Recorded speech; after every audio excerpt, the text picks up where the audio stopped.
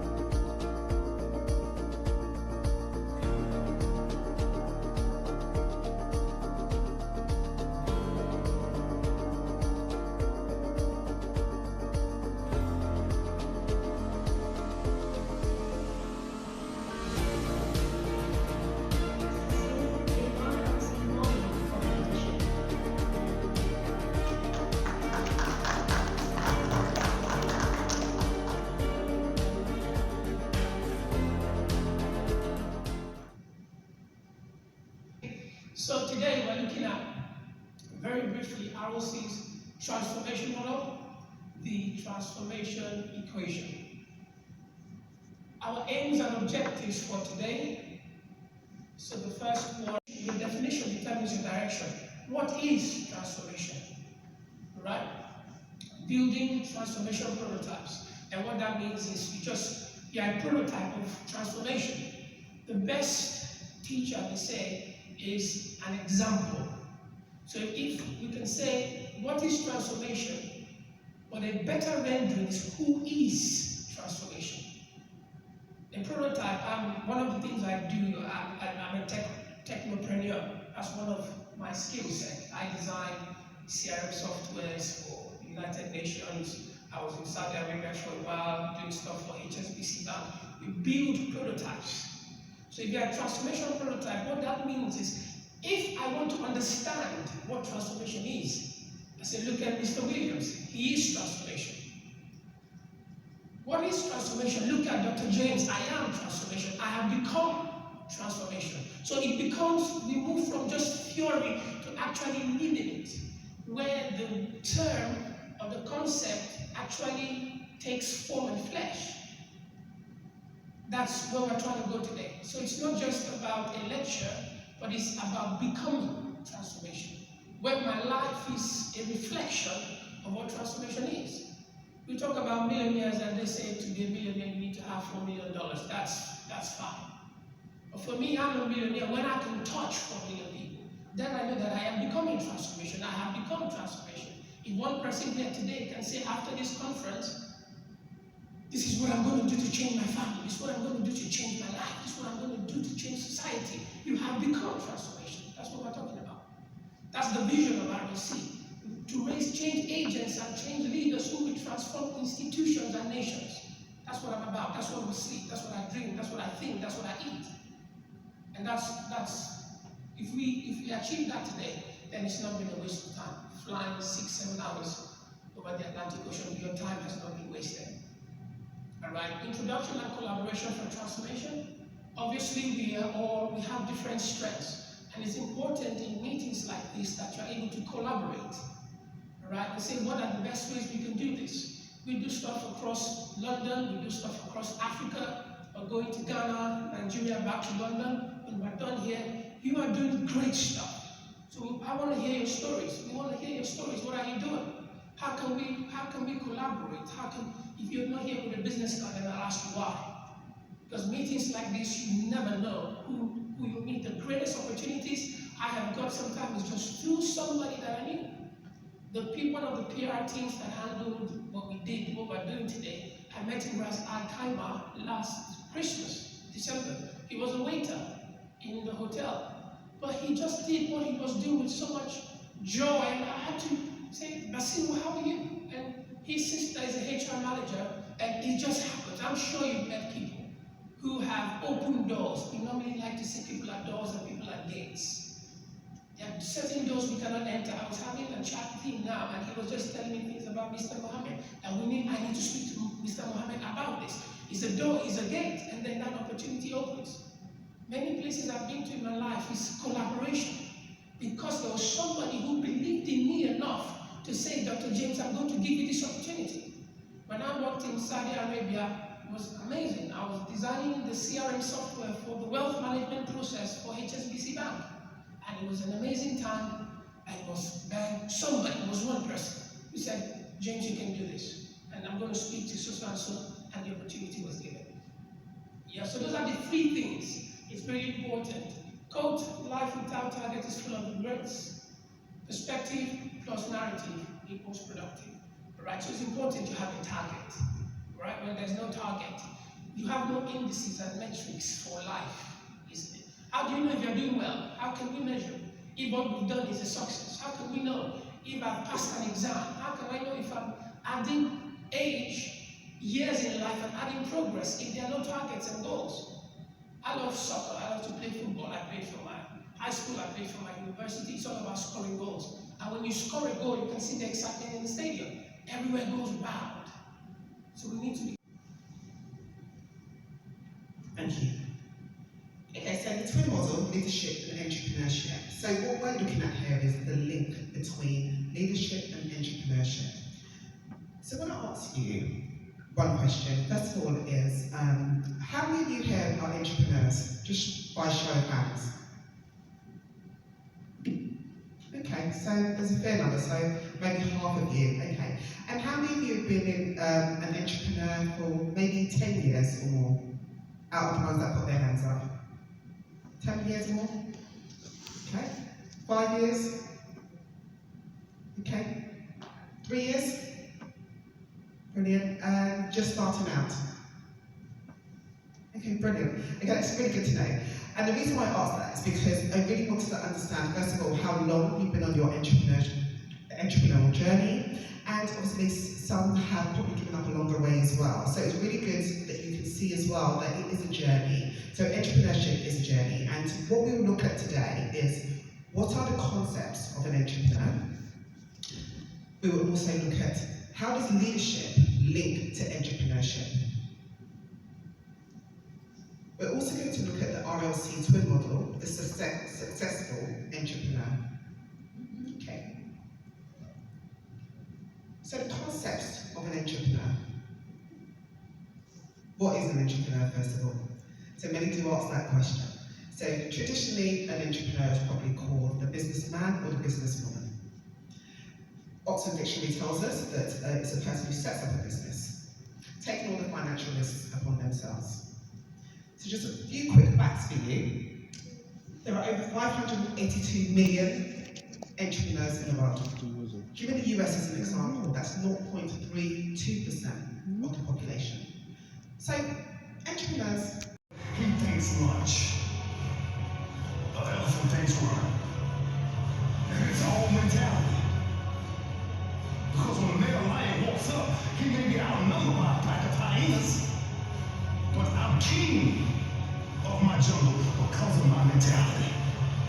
What happens when you're gazelle and you're not being pushed, you're not being prodded, you're not giving a reward, nobody's encouraging you? What happens when you're a gazelle and the lion's not chasing anymore? You stop running. But what happens when you're a lion? When you're a lion, it does not make a difference. You realize that if your family is going to eat, that if that pack of lions is to survive, then you gotta go hunt. A part of being a beast just ain't eating the gazelle. A part of being a beast is the hunt. It's the hunt that they're excited about. They like to see the gazelles run. Then boom, they take off. Because real lions like to hunt. They love the process just as much as they love pride. And some of y'all just want to score. You don't like the process. You're not in love with the process. A true hunter's goal is not the pride. A true hunter's goal is to hunt. That's what they live for. They live to hunt. They don't just live to catch it. It's the whole process. When you are a true hunter, you don't go by time. You go by the gazelle. When you are a true hunter, you hunt until you get a gazelle, and you don't stop until you get one. And then you get another, and then you get another, and you get another. If you don't do what you say you're gonna do, be what you say you're gonna be, you're gonna have to line me out. You a gazelle, you're gonna come up short. You a gazelle, you're gonna have an average experience. You a student, I need you in lion mode. You an entrepreneur, I need you in lion mode. You trying to lose weight, lion mode. You can't do nothing significant in gazelle mode. Nothing. Nothing impressive happens in gazelle mode. Nothing happens in run mode, give up mode, quit mode, scared mode, fearful mode. Nothing happens. Everything happens in lion mode like I'm coming to get you.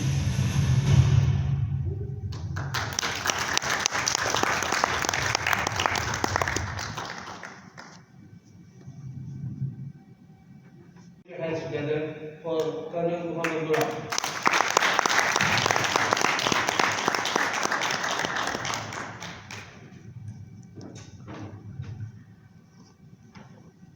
Good afternoon, dear panelists, my dear audience.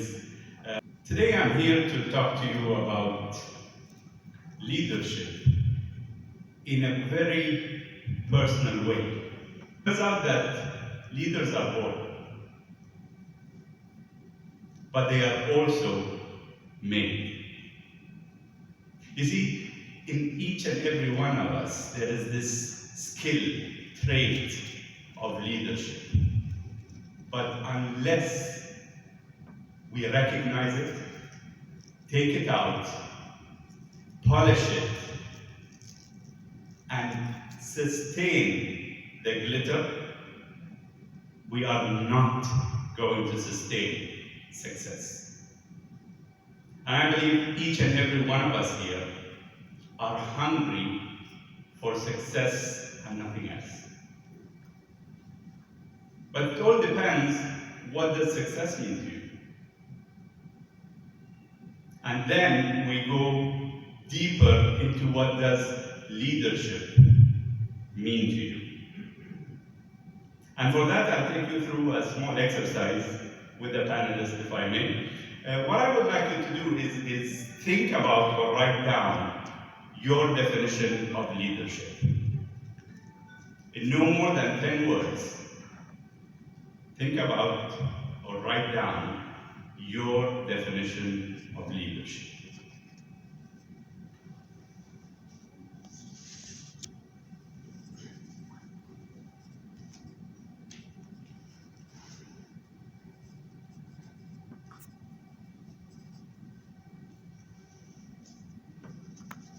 Now, there's a fact that has been sustained through research that some of you might be pondering on this question for hours and hours without getting to the true definition that is within you. And there are other people who have come upon the exact definition of leadership within a few seconds. And there is no right or wrong, because you need to take your time in understanding your definition of leadership. Now, what I would like you to do, and I'm pointing at the audience and the panelists here, that I would like you to shout out, at the count of 3, shout out your definition of leadership so that I can hear it clearly. Okay? At the count of 3, shout out. 1, 2, and 3. Lead through example.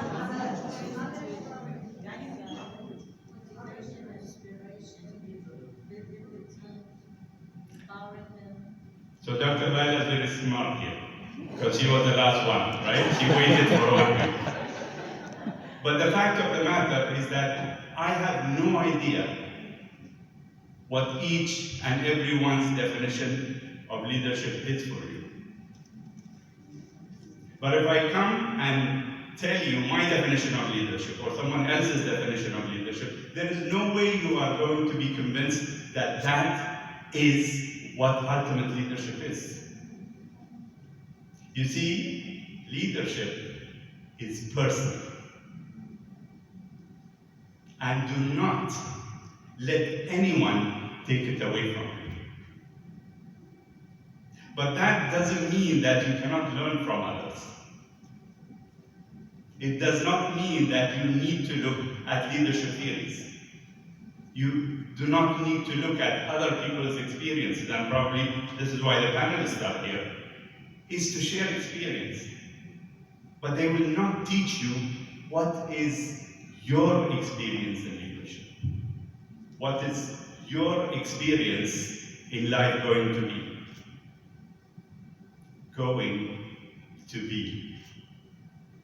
Because we need to have a foundation. Our definition of leadership, our understanding of what life is all about, needs to have a foundation. And unless you have that foundation, there is no way you will be able to build blocks on them.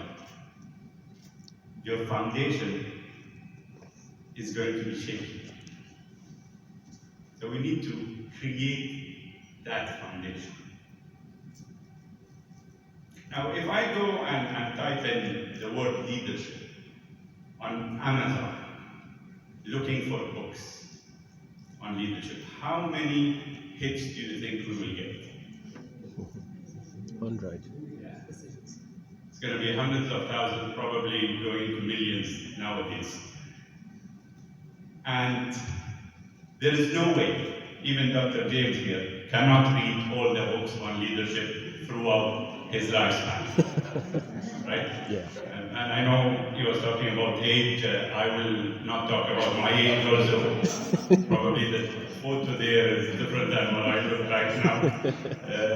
But it's not humanly possible to intake everything that is there in the world about leadership. It's not possible. Therefore, it's wise for you to pick and choose. Pick and choose the ones that relate to you. Pick and choose the ones that attract you in their approach, in their methodology, in their content. And that's not possible unless we read. Which emphasizes what Dr. James was saying. We need to read. We need to understand, and therefore implement.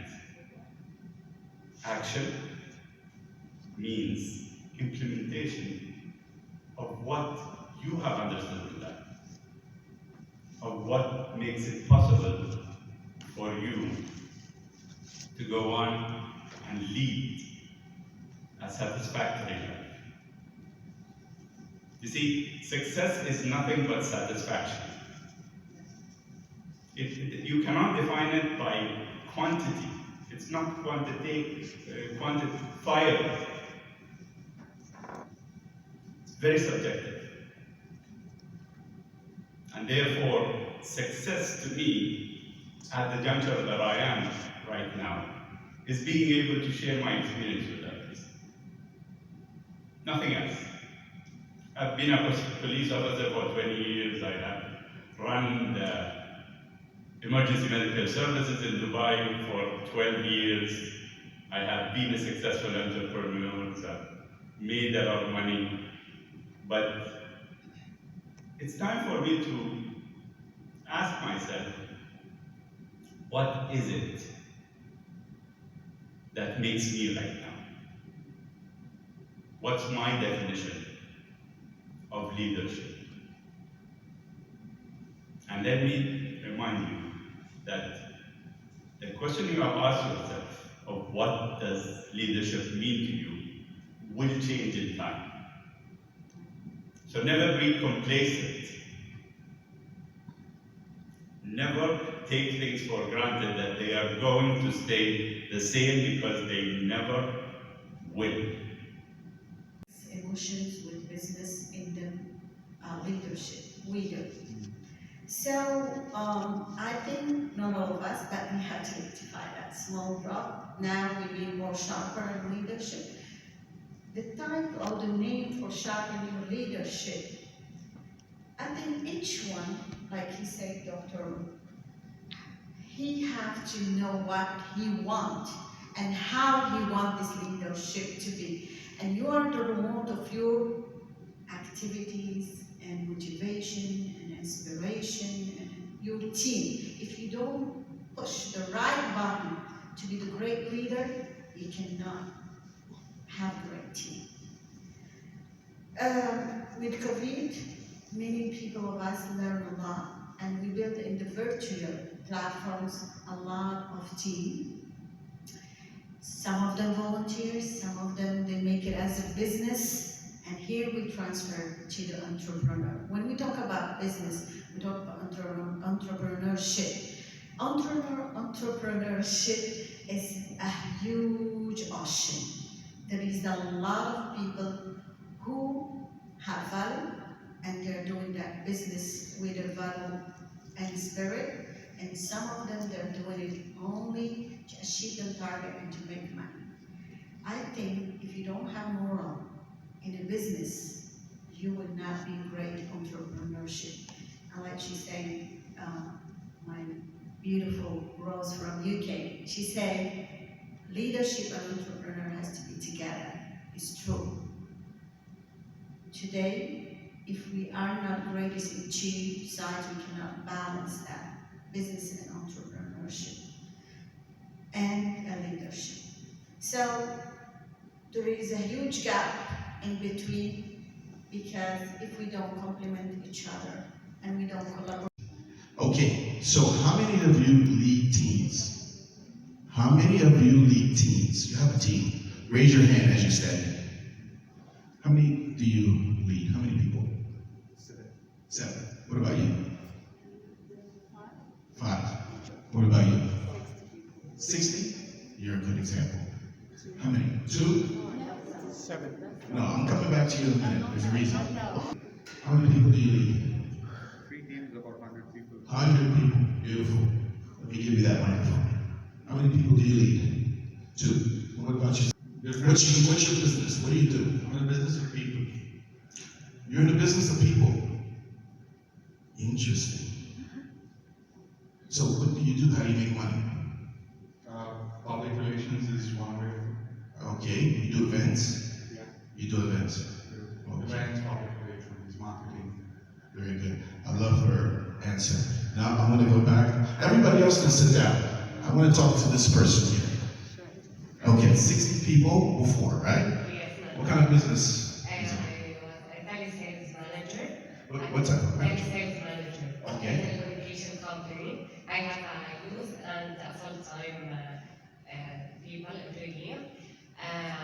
Already we create the vision from scratch, and we make a very good profit with these 60 people. And it was amazing experience for me. Excellent. Okay, beautiful. So, she said it. The point of all of this, she said it already. So, she's in business, 60 people that she leads. He leads 17 people? 100 people. She leads 40, 15 people.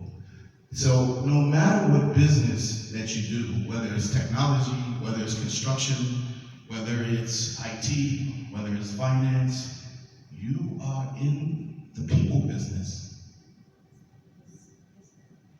You're in the people business. She said it best. No, he said it best. You're in the people business. That's right. That's what leadership is all about. It's about people. Leading them to the ultimate objective. Also, something very important that we all need to know. I'm surprised not everybody's. I'm on my 4th career. A lot of you guys don't know that. I was in the Air Force for 21 years.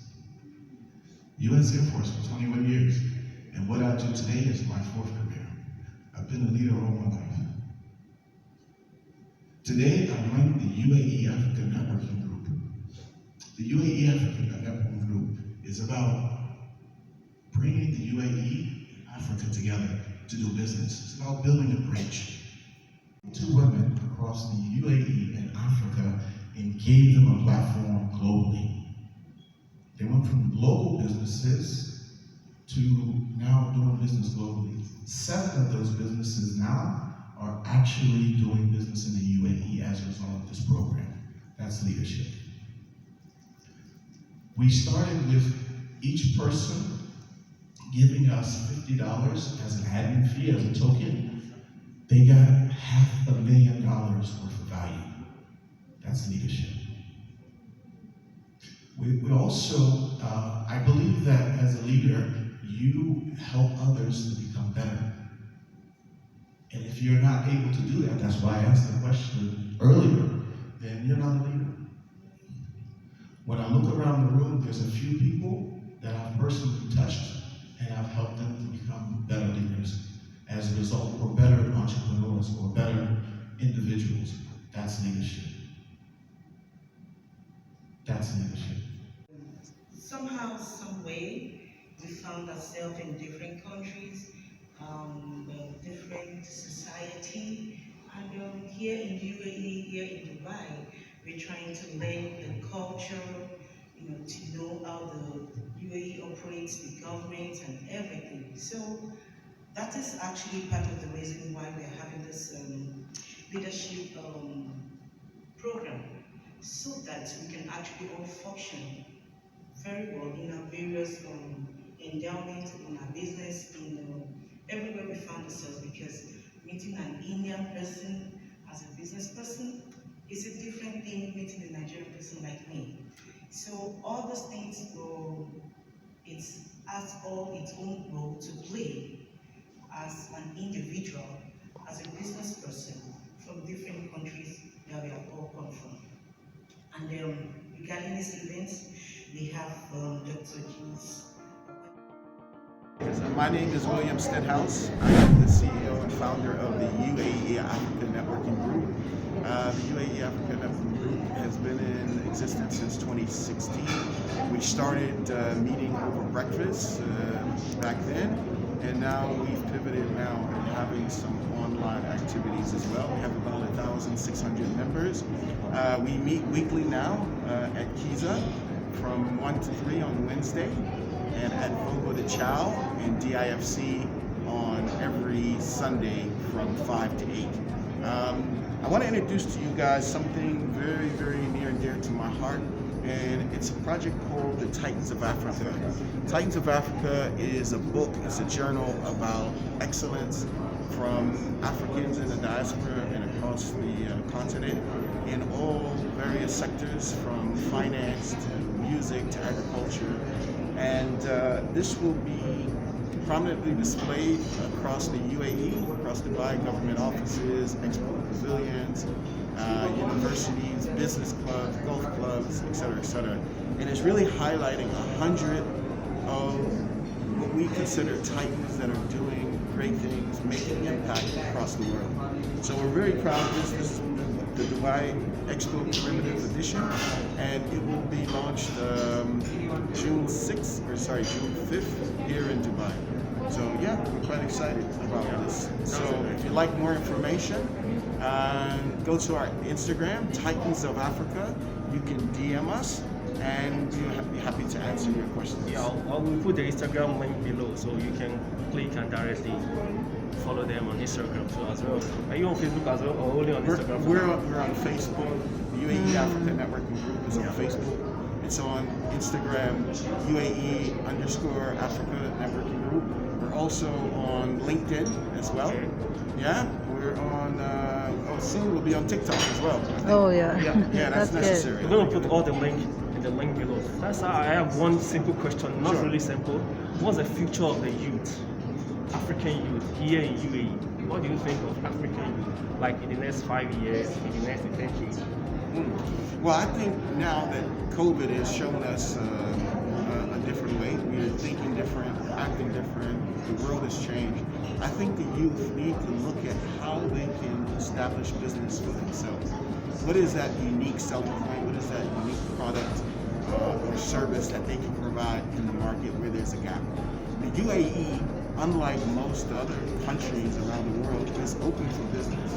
It's open for entrepreneurs. It's open for you to come and establish yourself here and just get started. There's a lot of people doing a lot of great things, so collaboration would be one of the tidbits of success that I would suggest. You know, come in, find your space, but also collaborate. You can get so much further. And that's what the UAE Africa Networking Group is all about. It's helping to connect, collaborate, create opportunities. Yeah, so just get started. Yeah. Thank you, Mr. William. Thanks so much for the time. See you guys next time. Thank you.